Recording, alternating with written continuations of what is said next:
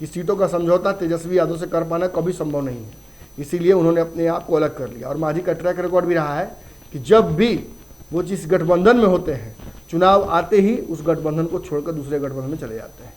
इस आधार पर भी मांझी जी का रास्ता अब किस तरफ मुड़ रहा है आप बेहतर समझ सकते हैं। एक सीट भी हमें नीतीश कुमार दे देंगे तो मुझे कोई ऐतराज नहीं है, मैं नीतीश कुमार को छोड़ने वाला नहीं हूँ।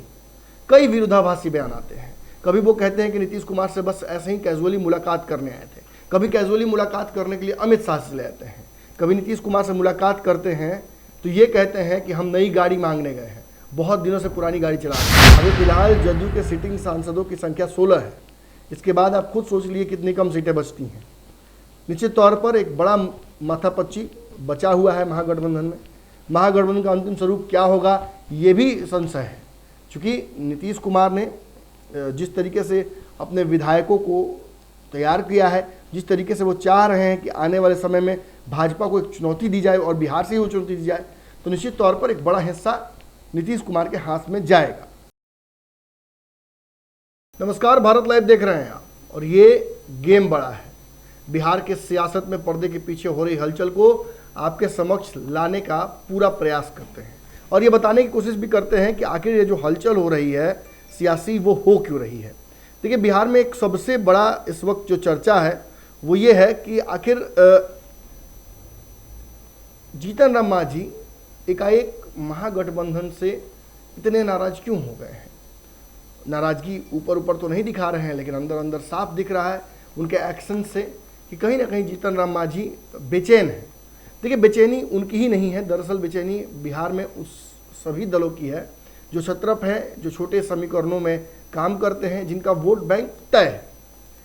सबसे बड़ा बेचैनी इन दलों में ये है कि जहाँ एक तरफ एनडीए गठबंधन में भाजपा 30+ सीटों की तैयारी में लगी हुई है, तो वहाँ भी सीटें कम बचती हैं।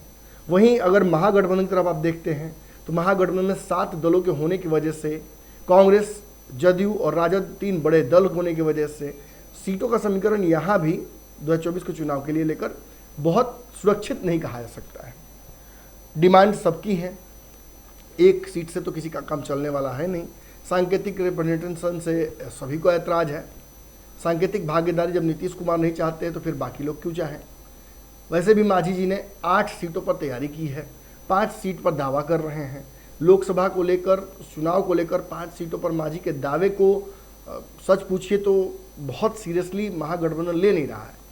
इसीलिए मांझी जी को बार बार अपने बयान बदलने पड़ते हैं। कभी वो कहते हैं कि नीतीश कुमार अच्छे हैं, कभी कहते हैं कि नीतीश कुमार की कुछ कमियां रह गई हैं, कभी खुद ही कहते हैं कि 5 सीटों से कम में कॉम्प्रोमाइज़ नहीं कर सकते हैं, और कभी बयान देते हैं कि 5 सीट की और 4 सीट की बात मैंने नहीं की, दरअसल इस बात को मीडिया ने उठाया है।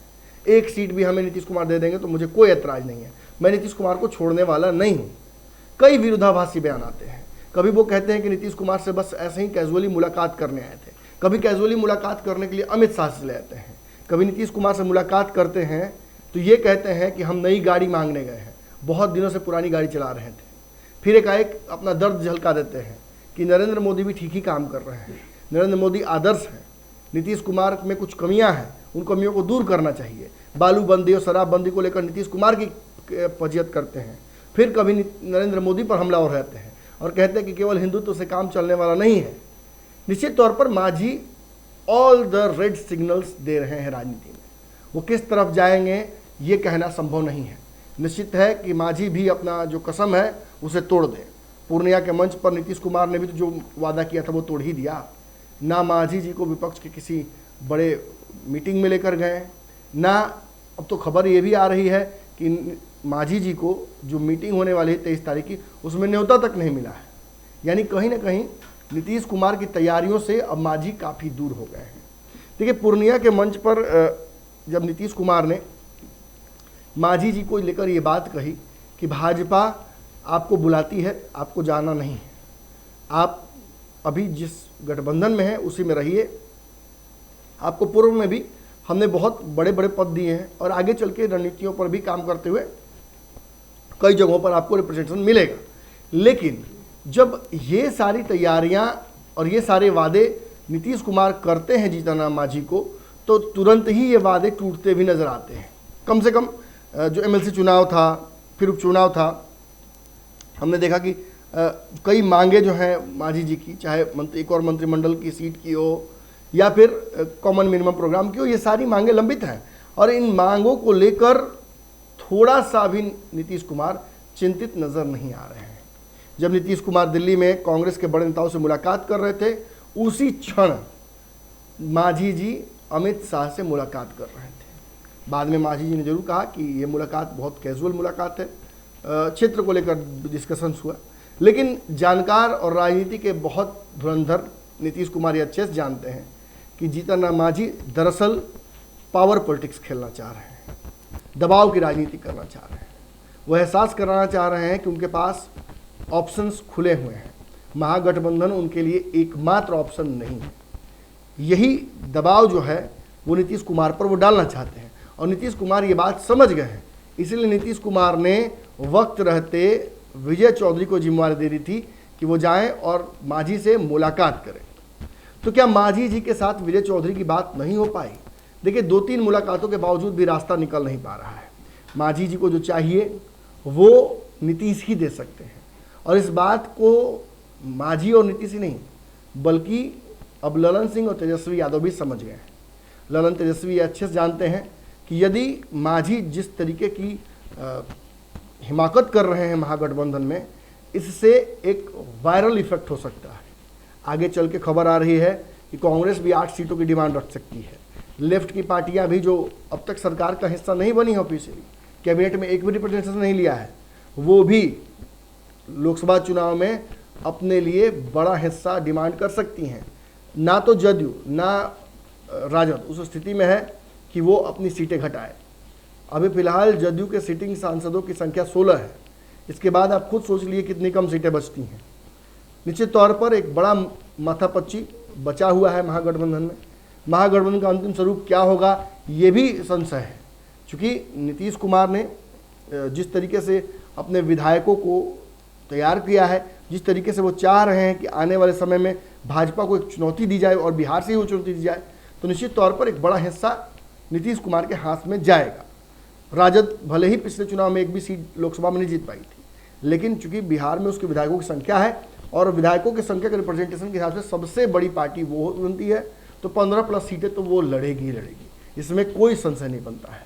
मांझी यही जानकर कहीं ना कहीं अपने लिए अलग रास्ता तलाश रहे हैं, लेकिन वो नीतीश को नाराज भी नहीं करना चाहते हैं। वो जानते हैं कि नीतीश को नाराज करने का मतलब यही है कि सारे दरवाजे बंद हो जाएंगे। तो मुबारक हो मांझी जी, कहीं ना कहीं आपने जो राजनीतिक पैतरे हथकंडे लगाए, इसकी वजह से नीतीश कुमार का दरवाज़ा आपके लिए हमेशा के लिए बंद हो गया है।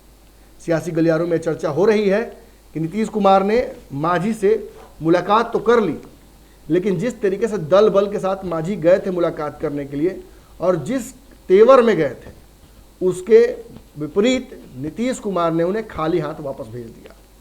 कल मांझी का दर्द छलका कि महागठबंधन की बड़ी बैठक जो 23 तारीख को होने वाली है, उसमें भी उन्हें बुलाया नहीं गया है। आप खुद सोचिए कि जिस तरीके से एक विपक्षी एकजुटता की तैयारी चल रही है राष्ट्र भर में, उसमें क्या लेफ्ट की पार्टियों का हिस्सा नहीं है? क्या उसमें कांग्रेस नहीं है? क्या उसमें मांझी जी की जगह नहीं है? तो फिर जब प्रेस कॉन्फ्रेंस करने की बात आती है या मुलाकातों की बात आती है, तो केवल नीतीश, तेजस्वी और ललन सिंह ही क्यों नजर आते हैं? इस सवाल से बेचैनी क्यों नहीं बढ़े मांझी जी की? कांग्रेस के नेताओं से दिल्ली में तो मुलाकात ये लोग जाके कर भी लेते हैं, मांझी जी से मुलाकात कौन करता है? मांझी जी को किस मंच पर कौन लेके गया है? मांझी जी के विधायकों ने आज भी, अभी जिस वक्त आप ये खबर देख रहे हैं, एक बड़ी बैठक चल रही है उनके यहाँ, मंथन चल रहा है। गरीब संपर्क यात्रा जो मांझी जी ने चालू किया था, उसे पोस्टपोन कर दिया है उन्होंने। हालांकि हवाला तो ये दिया जा रहा है कि बढ़ती गर्मी के चलते किया गया है, लेकिन अंदर से जानकार जो हैं वो ये बता रहे हैं कि मांझी कोई बड़ा फैसला जल्द ही ले सकते हैं। बताया जा रहा है कि फूलन देवी के जयंती के दिन, जहां एक तरफ मुकेश सहनी अपने गठबंधन का अनाउंसमेंट करने वाले हैं, वहीं मांझी जी पर भी अब दबाव बन गया है कि वो जल्द से जल्द फैसला लें कि वो किस तरफ रहेंगे। भाजपा ने उन्हें पहले ही ऑफर दे दिया है, गया की सीट के अलावा राज्यसभा सीट पर भी उनकी बातचीत चल रही है। अगर सब कुछ सही रहता है तो उनके पुत्र को केंद्र में मंत्री बनाने की भी बात चल रही है। ऐसे में जीतन राम मांझी को तय करना है कि वो नीतीश कुमार के साथ रहकर नीतीश की शर्तों पर महागठबंधन में रहेंगे, नीतीश की शर्तों पर राजनीति करेंगे, या जैसा कि वो दावा करते हैं कि वो अपने पुत्र को बिहार का सीएम देखना चाहते हैं, पढ़े लिखे उनके पुत्र हैं, राजनीति में रिप्रेजेंटेशन उन्हें चाहिए, दोनों गठबंधनों से उन्हें धोखा मिला है, ऐसे में वो दूध भी फूक फूक कर पीना चाहते हैं। निश्चित तौर पर मांझी जी को लेकर अब भ्रम की स्थिति उत्पन्न हो गई है। आने वाले समय में मांझी विपक्षी एकजुटता की मंच पर नजर आएंगे भी या नहीं, ये भी अपने आप में बहुत बड़ा सवाल हो गया है। नीतीश कुमार के प्रति आज भी वो कह रहे हैं कि उनकी वफादारी है, लेकिन नीतीश कुमार के अलावा ना तो किसी का नाम वो ले रहे हैं, ना किसी से उन्हें कोई मतलब है। निश्चित तौर पर नीतीश कुमार का दरवाज़ा जब मांझी के लिए बंद होता है, तो नीतीश कुमार के दरवाजे के बंद होने के बाद मांझी किसी और दरवाजे पर माथा टेकने वाले नहीं हैं। पूर्व में इसी महागठबंधन में जब नीतीश कुमार नहीं थे और मांझी थे, तो उन्होंने लोकसभा चुनाव के बाद अपना रास्ता अलग कर लिया था। वो समझ गए थे कि सीटों का समझौता तेजस्वी यादव से कर पाना कभी संभव नहीं है, इसीलिए उन्होंने अपने आप को अलग कर लिया। और मांझी का ट्रैक रिकॉर्ड भी रहा है कि जब भी वो जिस गठबंधन में होते हैं, चुनाव आते ही उस गठबंधन को छोड़कर दूसरे गठबंधन में चले जाते हैं। इस आधार पर भी मांझी जी का रास्ता अब किस तरफ मुड़ रहा है आप बेहतर समझ सकते हैं। नीतीश कुमार, ललन सिंह, तेजस्वी यादव सभी ने मांझी जी को अब ये समझा दिया है इशारों में कि आपकी बात यहाँ नहीं चलने वाली है। आप जितनी सीटों की डिमांड करके जो राजनीतिक दबाव बनाना चाहते हैं मीडिया के माध्यम से, वो चलने वाला नहीं है। मांझी के लिए अब रास्ते बहुत सीमित बच गए हैं। निश्चित तौर पर आगे चल के मांझी उस पर फैसला भी लेंगे, लेकिन इस फैसले से पहले ये चर्चा जरूर बिहार में शुरू हो गई है कि होगा क्या महागठबंधन से मांझी आउट हो जाएंगे, क्योंकि निश्चित तौर पर नीतीश कुमार तो उन्हें बाहर करेंगे नहीं। क्या आरसीपी सिंह की तरह, उपेंद्र कुशवाहा की तरह अगला नंबर महागठबंधन से बाहर आने का जीतन राम मांझी का है? तो इंतज़ार कीजिए, बहुत कुछ होना है। इस महीने ही ये सब सारी चीज़ें होंगी। एक तरफ जहां महागठबंधन बड़ा बैठक करने जा रहा है, वहीं मुकेश सहनी, जीतन राम मांझी, चिराग पासवान, इन सब पर नज़र रहेगी कि आखिर ये किस तरीके के राजनीतिक जो अलाइनमेंट्स हैं वो तय करते हैं। अगर ये वीडियो पसंद आई और वह बिहार के राजनीति और बिहारियत से सरोकार रखेनी तो सब्सक्राइब बटन दबा के चैनल के सब्सक्राइब कर ली। ओजे एगो घंटी बा, ओकरा बटन दबा देला से कुल सटीक और मारक खबर रुआ मुफ्त में मिल जाई। अगर रुआ पत्रकारिता के हमनी के नया प्रयोग में सहयोग कर चाहतानी तो ज्वाइन बटन दबा दी। पेटीएम नंबर नोट कर ली 9386816700। धन्यवाद।